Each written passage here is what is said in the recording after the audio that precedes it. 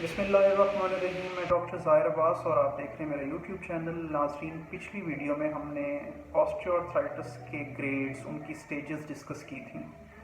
इस वीडियो में हम उनके ट्रीटमेंट प्रोटोकॉल्स डिस्कस करेंगे कि कौन सी स्टेज पर कौन सा ट्रीटमेंट ऑप्शन आपके लिए इफ़ेक्टिव होगा।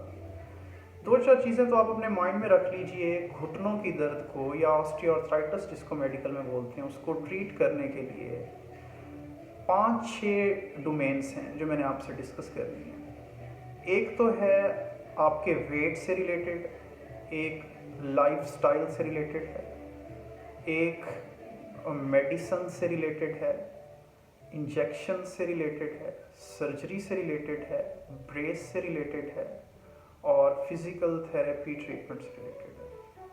तो हम ये सारी स्टेजेस डिस्कस करेंगे, कौन सी स्टेजेस पे कौन कौन से इसमें से प्रोटोकॉल आप ऑप्ट कर सकते हैं, किस तरफ अपने आप को लेकर जा सकते हैं। तो सबसे पहले जो मैंने आपको बताया कि जो ऑस्टियोआर्थराइटिस जिनको नहीं है वो स्टेज 0 में चले जाएंगे, जो नॉर्मल लोग हैं। लेकिन जैसे ही हम ज़िंदगी गुजारना शुरू करते हैं ना, अब जिनकी 30 ईयर्स एज है या 35-40, इन सब लोगों में डीजनरेटिव चेंजेस का प्रोसेस चल रहा है। हड्डियां घुल रही हैं, वियर एंड टीयर चल रहा है, डीजनरेटिव चेंजेस हो रही हैं, कार्टिलेज डैमेज हो रहा है, तो इरोजन हो रही है। लेकिन वो इस हद तक नहीं है कि आपको तंग करे, आपकी जो डेली एक्टिविटीज़ हैं उनको ख़राब करे। तो वो सारे लोग तो कुछ भी ना करें तो भी चल जाता है काम, इट्स ओके। जैसे ही ये स्टेज 1 की तरफ मूव करेगी, तो स्टेज 1 में क्या होगा, जिसको हम माइनर ऑस्टियोआर्थराइटिस बोलते हैं। मैंने जिस तरह पहले बताया था कि हल्की सी पेन होगी या ऐसा भी हो सकता है कि पेन नहीं होगी। तो जब पेन ही नहीं होगी तो पेशेंट को कैसे पता चलेगा कि मुझे हो गई ऑस्टियोआर्थराइटिस के नहीं हो गई। कुछ लोगों में जब माइल्ड सी कुछ इस तरह की क्रैकिंग या क्लिकिंग साउंड्स नी को बेंड करते हुए आती हैं या हल्की फुल्की पेन होती है, तो वो किसी ऑर्थोपेडिक कंसल्टेंट से मशवरा करते हैं या कंसल्ट करने के लिए वहाँ पे जाते हैं। तो according to his expert opinion, अगर कंसल्टेंट ये समझता है कि उसको ग्रेड 1 या स्टेज 1 ऑस्टियोआर्थराइटिस स्टार्ट हो गई है, तो कोई स्पेशल ट्रीटमेंट नहीं देगा वो इसके लिए। वो कहेगा जी आप जाएं, बस आप क्या करें, सबसे पहले अपना वेट कम करें। ये बहुत इम्पॉर्टेंट है। ये बहुत सारे, अगर आप 90% पेशेंट्स कहें तो वेट की वजह से उनमें ऑस्टियोआर्थराइटिस हो जाती है, क्योंकि उनका वेट बढ़ जाता है, वो अपना वेट नहीं कंट्रोल करते और सारे जिस्म का वेट जाकर पड़ता है घुटनों पर। और जब घुटने ऑस्टियोआर्थराइटिस का शिकार हो जाते हैं, मतलब इतना वेट बर्दाश्त कर करके उनकी हड्डियां घिस जाती हैं घुटनों की, तो वो ऑस्टियोआर्थराइटिस का शिकार हो जाती हैं। तो इसलिए जो कंसल्टेंट ने रेकमेंड करना है आपको, वो होगा आपका लाइफस्टाइल मॉडिफिकेशंस। आपको कहेंगे कि जी आप थाई की ज़्यादा एक्सरसाइज करें, ताकि आपके थाई के मसल्स इतने स्ट्रांग होंगे तो उतना ही वो ज़्यादा लोड बर्दाश्त करेंगे और घुटनों पे वज़न कम जाएगा। एक तो ये हो जाता है। वेट आप कम कर लेंगे, जिनका पेट बहुत आगे निकला हुआ होता है वो पेट को कम करें, वेट को कम करें।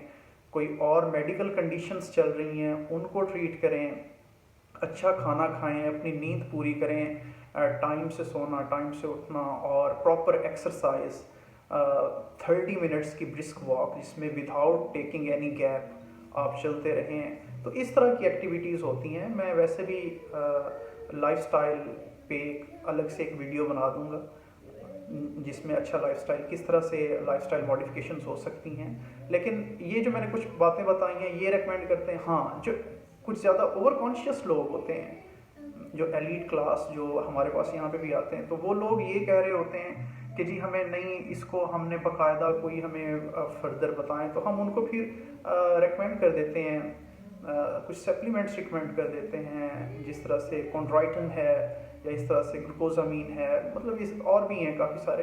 तो वो सप्लीमेंट्स के थ्रू, बाकायदा एक्सरसाइजेस के थ्रू ब्रेस लगा लेते हैं अपनी नी के लॉन्ग। ब्रेस आप 4 स्टेजेस में लगा सकते हैं। तो अगर पेन हो अदरवाइज ये सप्लीमेंट्स हैं, लाइफस्टाइल मॉडिफिकेशन है, और बाकी जो है आपकी एक्सरसाइज है, नींद है, और ये सारी चीज़ें हैं। कोई मेडिसन नहीं है, कोई सर्जरी नहीं है, कोई इंजेक्शन नहीं है। ये मैं स्टेज 1 की बात कर रहा हूँ, जिसको माइनर ऑस्टियोआर्थराइटिस बोलते हैं। अब आ जाते हैं, मूव करते हैं ग्रेड 2 पर या स्टेज 2 पर। स्टेज 2 और स्टेज 3, इसमें मोस्टली क्या होता है कि आप को ब्रेस दी जाती है, क्योंकि स्टेज 2 में भी पेन आ रही होती है और ग्रेड 3 के अंदर भी पेन आ रही होती है। तो उसमें एसिटामिनोफेन या non steroidal anti inflammatory drugs दी जाती हैं पेन के लिए, क्योंकि मरीज़ बार बार कंप्लेंट कर रहे होते हैं कि हमारी दर्द नहीं जा रही और डॉक्टर साहब ये करते हैं, तो उनको फिर ये देनी ज़रूरी हो जाती है उनके दर्द को ख़त्म करने के लिए। तो एक तो उनको ये ड्रग्स दी जाती हैं, साथ में उनको ब्रेसेस लगा दी जाती हैं, नी ब्रेस बोलते हैं उसको। वो घुटने के इर्द गिर्द रैप कर दी जाती है, जो उनको सपोर्ट प्रोवाइड करती है। और इसके साथ उनको एक्सरसाइज प्लान दिया जाता है कि वो घर जाकर एक्सरसाइज करें, ख़ासकर अपनी लेग्स की, यानी थाई की, हैमस्ट्रिंग की, क्वाड्स की, एडक्टर्स, एबडक्टर्स, ये सारे मसल्स के ग्रुप्स हैं। आप इनको यूट्यूब भी कर सकते हैं, और मैं कोशिश करूंगा कि इस पर अलग से भी वीडियो बना दूं कि किस तरह से आपने इसके लिए एक्सरसाइजेस परफॉर्म करनी है, वो सारा इसमें हो जाएगा। ये आ जाती है आपकी स्टेज 2 और स्टेज 3। लेकिन स्टेज 3 में क्योंकि ये काम और ज़्यादा बढ़ जाता है, डीजनरेटिव चेंजेस आनी शुरू हो जाती हैं। तो जब कार्टिलेज डैमेज होना शुरू होती है, ग्रेड 3 की अब मैं बात कर रहा हूँ, तो उसमें फिर ये होगा कि अगर दर्द ज़्यादा है तो आपको इंजेक्शंस भी दिए जा सकते हैं और सर्जरी भी की जा सकती है।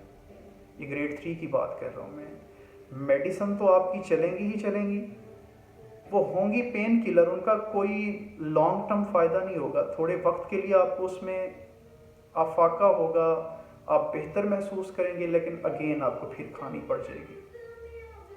दूसरा जो है आपका इंजेक्शंस हैं, उनका इफ़ेक्टिविटी जो देखी जाती है वो 3 to 6 मंथ्स है। यानी आप इंजेक्शंस लगवा भी लेंगे तो आपको 3 से 6 महीने तक वो फ़ायदा देंगे। आप कहेंगे जी बड़े 6 महीने मेरे बड़े अच्छे गुजर गए हैं, उसके बाद अगेन आपको पेन आनी शुरू हो जाएगी, क्योंकि लॉन्ग लास्टिंग परमानेंट ट्रीटमेंट नहीं होता। लेकिन ये है कि लोग प्रेफर करते हैं कि यार पेन से अच्छा हम करवा लेते हैं, तो वो इंजेक्शंस भी ले लेते हैं, जिसमें कॉर्टिकोस्टेरॉइड के इंजेक्शंस होते हैं, कॉर्टिसोन और हाइलुरोनिक एसिड के भी इंजेक्शंस दिए जाते हैं। और जो लास्ट स्टेज है, स्टेज 4, उसमें अगर आपको कोई दवाइयों से ठीक करने की कोशिश कर रहा है, कोई इंजेक्शन से ठीक करने की कोशिश कर रहा है, या कोई कहता है जी आप एक्सरसाइज से ठीक हो जाएंगे, आप फिजियोथेरेपी से ठीक हो जाएंगे, आप ब्रेसेस से ठीक हो जाएंगे, आप लाइफस्टाइल मॉडिफिकेशन से ठीक हो जाएंगे, तो बात नहीं बनती। मतलब ये झूठ है।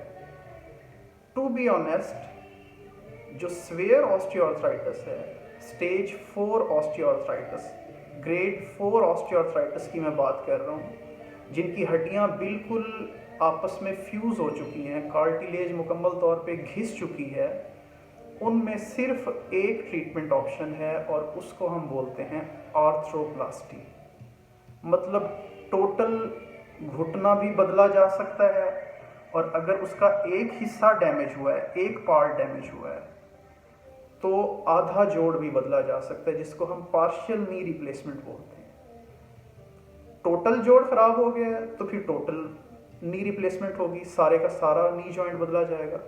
और अगर सिर्फ उसका एक पार्ट डैमेज हुआ है तो फिर एक पार्ट को ही ट्रीट किया जाएगा, यानी आधा जोड़ बदला जाएगा, जिसे हम पार्शियल नी रिप्लेसमेंट बोलते हैं। तो अगर कोई पेशेंट ग्रेड 4 में पहुंच चुका है तो सिवाय सर्जरी के वो कहीं भी अपने पैसे ज़ाय मत करे। घर में बैठे या तो फिर दर्द को बर्दाश्त करके एक दर्द की गोली खाता रहे, बाकी छोटी मोटी जो भी वेट कम करना है, कुछ मसल्स को स्ट्रॉन्ग करना है, ये कर सकते हैं, लेकिन ठीक नहीं होंगे इससे। ठीक होने का ग्रेड 4 में सिर्फ एक ही तरीका है, और मैंने आपको बता दिया है, वो सर्जरी है।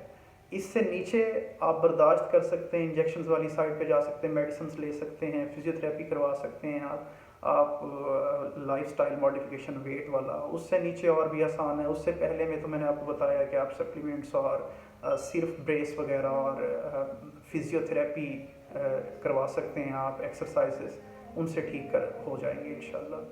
तो ये सारा इसका ट्रीटमेंट प्लान था।